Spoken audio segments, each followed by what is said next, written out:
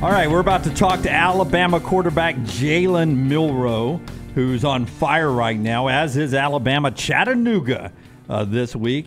And you know, if he's we were already talking to Terrion, and they've got this link deal going.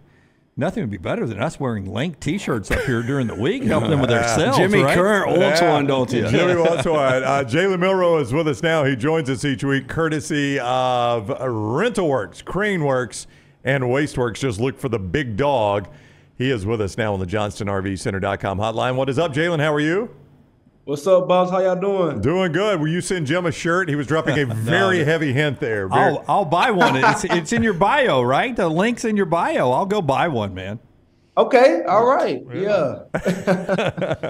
Hey, I want to ask you, do you ever go back and watch the TV copy after you play a game? There's a reason I'm asking you this. Do you ever go back and watch the TV film, or is it just straight game film for you? Oh, straight game film. You know, I believe in a 24-hour rule. Once the game's over with, you enjoy it and then get over it and get to the next game. Yeah. The reason I ask you this is obviously I was watching when you got banged up on that initial possession there. Yeah. And as you're down on the field, they show your mom and dad in the crowd, and there's a gentleman sitting behind them, and he removes his hat and he stretches his hand forward. He's obviously praying for you. And I don't know if you know who the guy was, but I thought it was very touching to see someone in the crowd do that. And you perhaps may know who the guy was. I just thought that was a really cool moment there. Oh yeah, it was. I actually did see that photo. It was Tim Keenan's father. That had his hand out praying, and from me to him, you know, I truly appreciate that. You know, you taking the time to pray over me. So I do appreciate that. But yeah, I was on the ground, you know, and then to have someone pray over me, and I know my parents were concerned in that moment. So, but yeah. I assume you know who Joe Namath is, right? That's right. Okay, 1963, 10 total touchdowns in 10 games. You've scored 10 touchdowns in 2 games, and you set another Alabama record this week. Have you ever had a 2-game stretch in your career? I know high school's different, and you guys are just, you know, tearing up guys that aren't close to your talent level. But have you ever scored 10 touchdowns or been responsible for 10 touchdowns in a 2-game stretch? I have not. I have not been responsible that I can recall doing so. But, you know, it's a great moment. You just got to do all that's needed to continue to win, continue to push the offense in the right direction. So whatever is called to do so, I'm going to do it. So update us. How's that thigh? Because, you know, Jordan Rogers, who played the position in the broadcast, kept talking about how painful it had happened to him before. Obviously, you were in pain throughout, but you played through the pain. How are you as we sit here on a Thursday with that thigh? Yeah, I'm going to be ready to go this Saturday at Bryant-Denny, so I'll be ready to play. Yeah. You know, at this point in the season, not anyone in the country that's 100%. So you just got to have strong mental toughness. You got to keep on getting treatment and moving in the right direction. But our training staff done a good job, you know, preparing me for this game and moving me in the right direction. But yeah, like I said, no one in the country that's 100%. So I'm just kind of take it day by day and continue to get treatment. I can hug my wife really hard, and she will bruise like on her arm or something. She'll get like a finger bruise. She bruises easy. Did that helmet leave a bruise? Oh, yeah, it did. You know, it's always the day after the game where you feel everything, and it's the day after the game where you see all the swelling and stuff like that. But I'm starting to feel better. You know, it's starting to go down. Vegas had you at a 44.5 was your rush total. And I think after that 16-yarder where you got popped on the thigh, I think you had 21 yards on that first drive. How much did the game plan change with you and Tommy Rees after you got hit? I mean, were there going to be more design runs?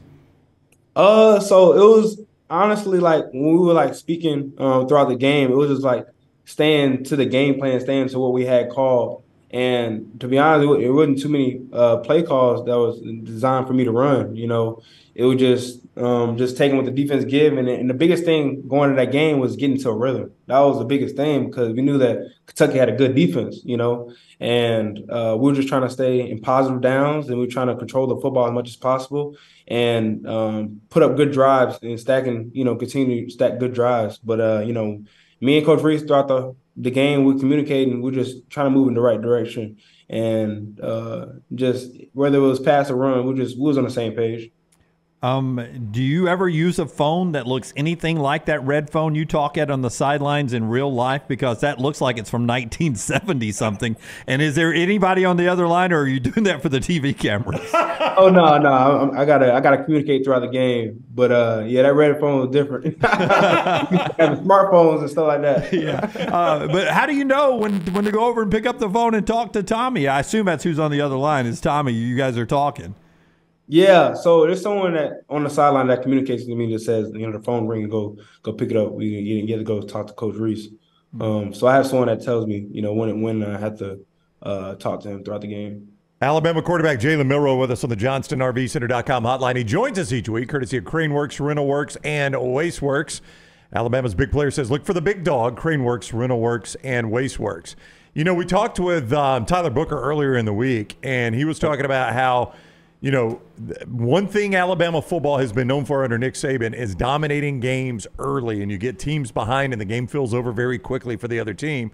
It's something you guys have evolved into, and this was probably the best example of it this week. How good did it feel to know that game is 21-0 before anybody can even get comfortable in their seats?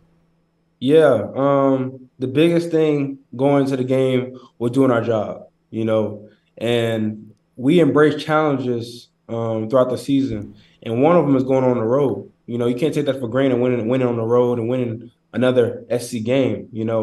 But with that game, our mindset was right all week. That's what contributed to any success throughout that game was our mindset throughout the week and how we prepared. I think that was very key, and I seen it in the guys' eyes when we were warming up that everybody was locked in, ready to go. And the biggest thing is I didn't know what the score was. I was just playing the next play and just doing all I can to maximize each drive that I had. Are you a routine or a superstitious guy? And by this, I mean, do you have like a pregame routine that you typically do? Do you do something celebratory after a big win? I say I'm a routine guy. I do the same thing every single game day at the same hour, at the same time. I do the same thing. So I'm a routine guy. What is that though? Yeah.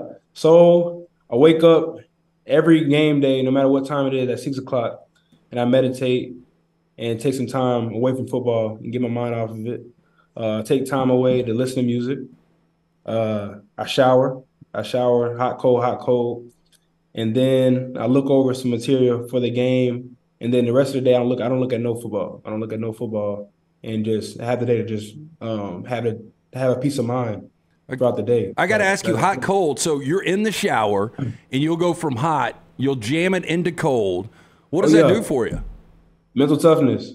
I think to start your day off having some type of scenario to put you through the fire or put you in some sense of having strong mental toughness. That's how I start my day off. So that's something I challenge myself is just taking a cold shower, just to start your day off. And I started doing that, and I think it's helped me out. Damn, personal torture. I get up and same thing happens to me when they get my coffee order wrong in the morning. Right. It gets me going in the bad direction. Mental toughness. Yes. All right, Jalen, good luck against Chattanooga, and we'll talk with you next week about the Iron Bowl. We look forward to that. Yes, sir. Thank you. I appreciate y'all. All right, buddy. We thank you, man. Have a great day. Yes, sir. Jalen Milroe, the Alabama quarterback, with us, courtesy of CraneWorks, RentalWorks, and WasteWorks. He's Alabama's big guy. Look for the big dog, CraneWorks, RentalWorks, and WasteWorks.